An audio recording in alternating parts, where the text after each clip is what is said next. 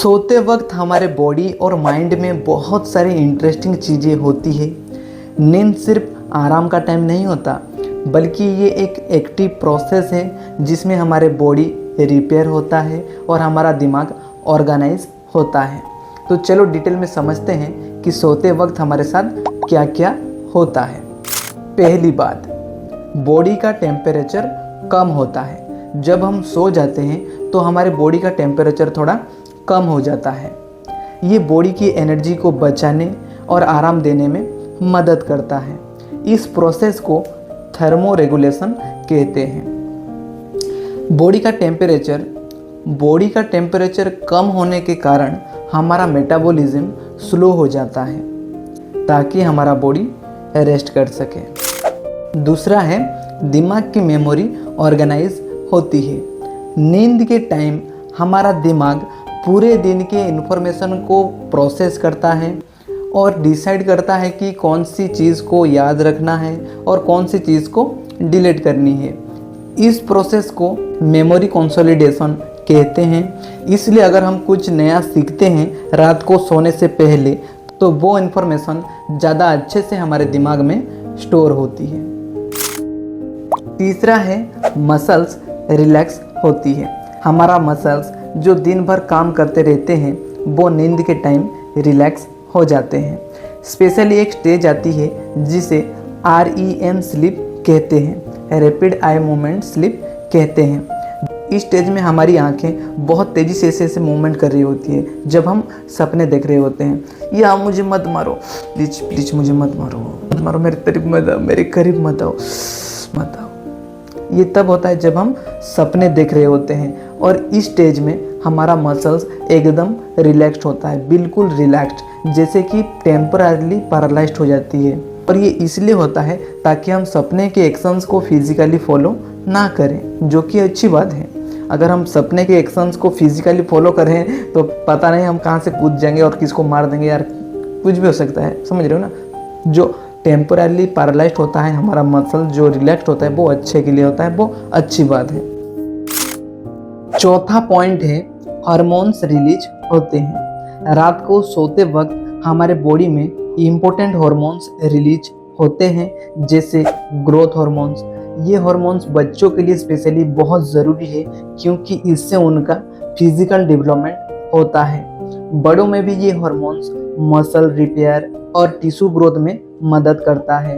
दूसरा हार्मोन है मेलाटोनिन। ये हमारे बॉडी को सिग्नल देता है कि सोने का टाइम आ गया है और ये हार्मोन रात को अंधेरा होने पर रिलीज होता है।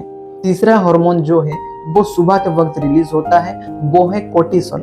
कोर्टिसोल ये सुबह के वक्त रिलीज होता है ताकि हम फ्रेश और अलर्ट फील कर सकें। फिफ्थ नंबर पॉइंट है, ब्रेन डिटॉक्सिफिकेशन। ब्रेन डिटॉक्सिफिकेशन, रात को सोते वक्त हमारे दिमाग के अंदर एक स्पेशल प्रोसेस होता है जिसे लिम्फेटिक सिस्टम कहते हैं। इस प्रोसेस में हमारे ब्रेन से हार्मफुल टॉक्सिन्स जो पूरे दिन में बन गए होते हैं वो निकल जाते हैं। ये टॉक्सिन्स रिमूव होना हमारे हेल्थ के लिए बहुत ज़रूरी है।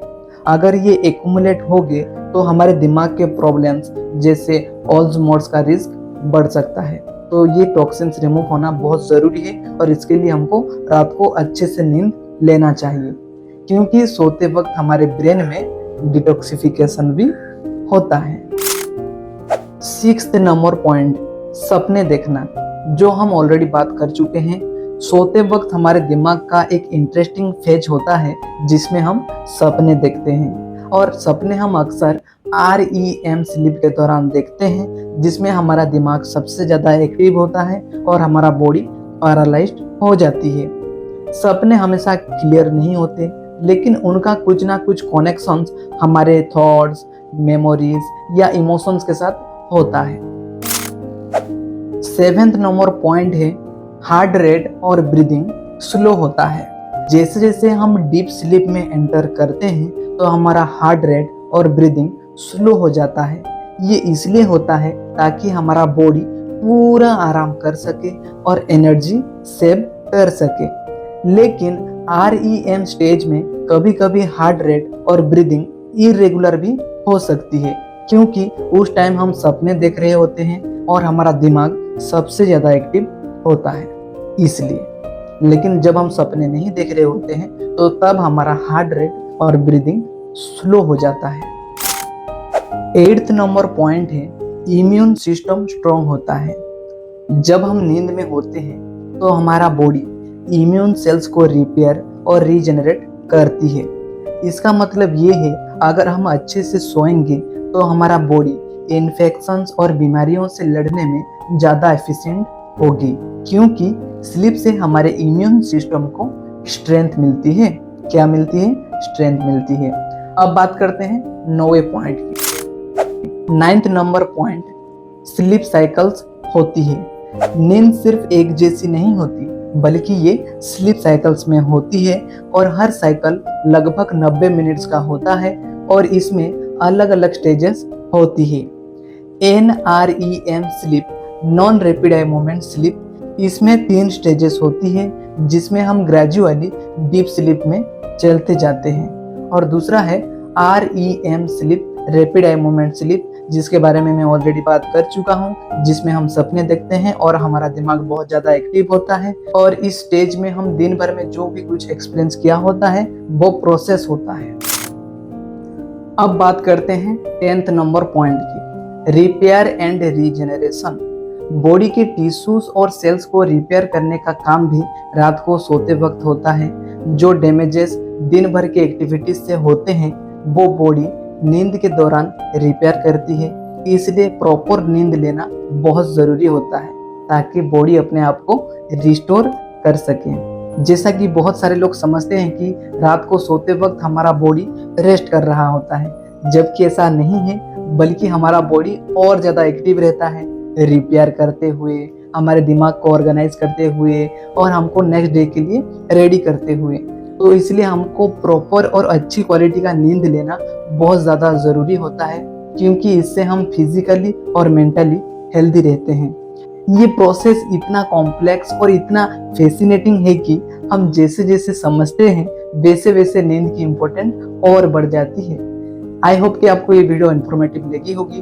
अगर ये वीडियो पसंद आए तो लाइक करें, शेयर करें और चैनल को सब्सक्राइब करके बेल आइकन को दबा दें। और ये वीडियो कैसा लगा नीचे कमेंट सेक्शन में ज़रूर बताएं। फिर मिलते हैं अगले एक वीडियो में, तब तक के लिए अपना ख्याल रखें। Take care, Tata.